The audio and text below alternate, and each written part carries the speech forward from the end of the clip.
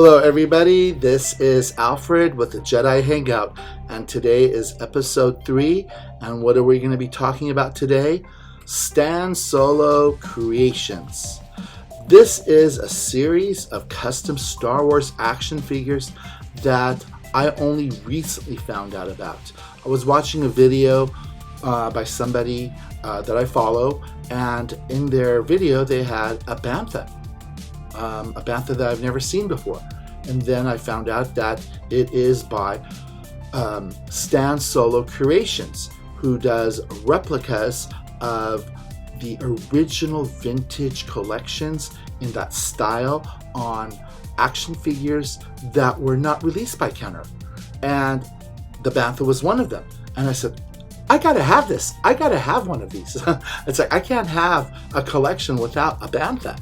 Now, I do have another Bantha that was released later in the 1990s, but I needed this one with my original vintage collection. So I started looking out at, all over online, and there was a seller on eBay that was selling his Bantha that's never been opened. So here it is. Da-da-da-dum. I have it. I was so excited when I saw it, and I just immediately bought it, and now I own it, and I am going to open this package up and with everybody, because I just want to just share the experience.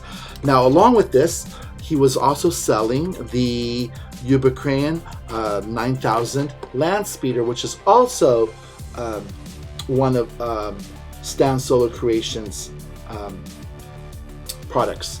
And so they were in a group together, and I bought them. Now, a lot of people always open up the shipping package and everything as they, share the experience and everything. But when I got home and I saw it right there at my doorstep, my porch, I just had to open it up right there. Literally, I walked in and I just opened it because I wanted to see the boxes. So that's why they're out of the shipping boxes. But I will not open them up until I experience it with everybody. So this will be my first experience of holding them right in front of everybody. So let's go and take a look at them. So here they are, the Stan Solo Bantha and Ubrikkian 9000. I just got them, and I am really excited to open them up. So this will be the first time I'll be opening them up, and I want to share it with everybody as I open it up. So let's take a look at these. Let's put the Bantha aside for now. Let's look at the Ubrikkian 9000. This is just beautiful. I mean, this is just gorgeous. I feel like back in the late 70s, I'm looking at this when I first got those packages. It looks so much like the packages in the originals. Stan Solo Creations did a marvelous job at recreating this, and this is so exciting. So here in the front cover, you see that Mos Eisley backdrop that was sold back then, which I do own, that I'm planning to put this along with it.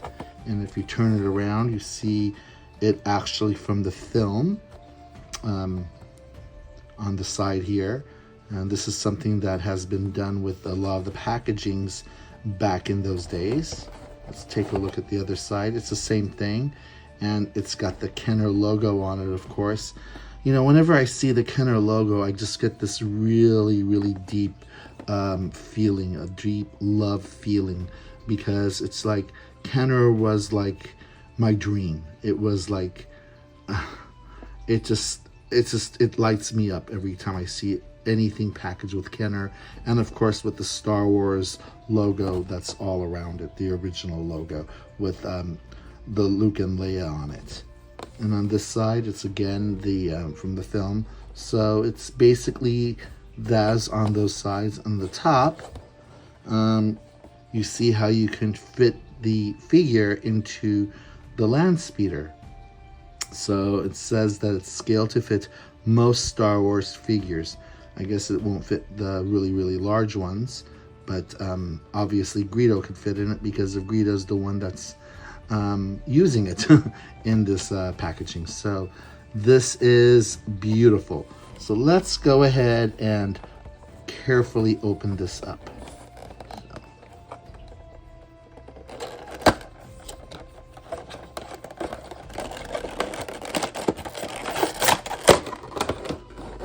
Oh, wow. I can already feel how beautiful it is. Oh, wow. Look at this.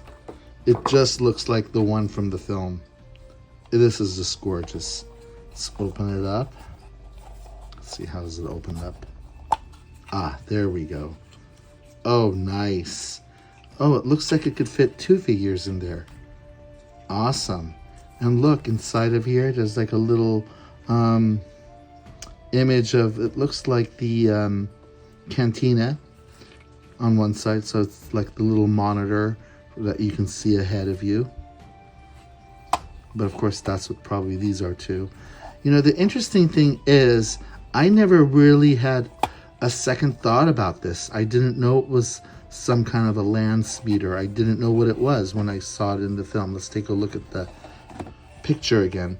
I just thought it was, I don't know, some kind of a machinery or something, but I didn't know it was a land speeder, at least back then. It was not until very recently that I realized what it was, and of course now I actually have it, and I can add it to my collection. I can put it with my Mos Eisley backdrop, because it'll fit perfect with it. I do have it on display, so I will probably go ahead and display it with it. It's just beautiful. Look at this. Look at the details. And you know, the material, it's just like the material that was made back in the 70s and 80s. So it's like owning something from there, that time era. It is absolutely exquisite. I mean, this is an exquisite piece. Wow. I wish I wish this was released by Kenner back then, because I would have had so much fun playing with this when I used to play with my Star Wars toys. Of course, I still kind of play with them, but not the way I used to play with them back in those days. But it is definitely an excellent piece to have in my collection. So this is the Ubrikkian 9000 Z001 land speeder. I think I'm pronouncing that correctly. I'm dyslexic, so a lot of these terms could be really hard for me to pronounce. So forgive me if I'm pronouncing anything wrong.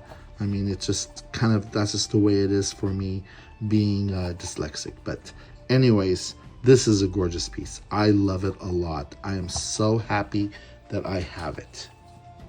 Okay, let's put this aside nice and carefully. And let's bring that Bantha. This is the one that I was really, really excited about. I really wish this was released back in those days. I would have had so much fun, because I really loved the Banthas.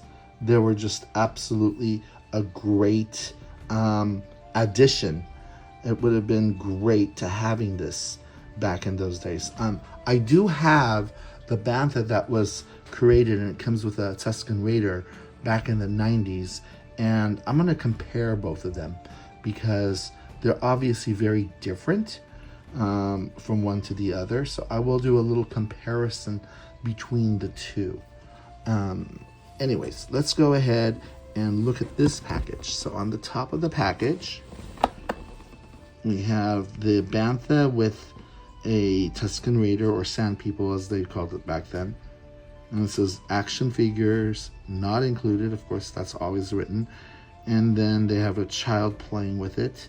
And then here they see the Tusken Raider riding it. It's got a little holder, so it's got that. And on the side, they have the actual picture of the Bantha from the film. So it says here, Bantha figure over 10 inches long, all four legs articulated for action poses, removable reins and saddle, trapdoor in back, fits most Star Wars action figures. I like the way that it's written like that, just the way it was said back in those days. So let's go ahead and open this up. I want to be very careful when I open it up.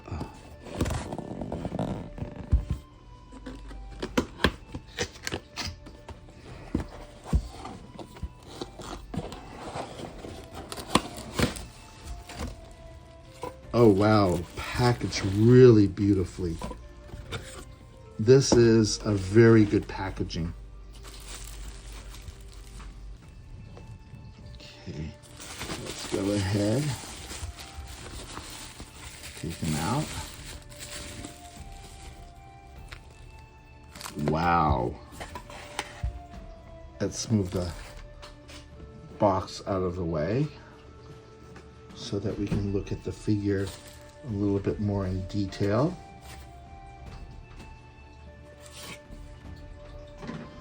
Now that is a beautiful piece. Absolutely very well detailed. It is just like how Kenner would have made it back in the 1970s.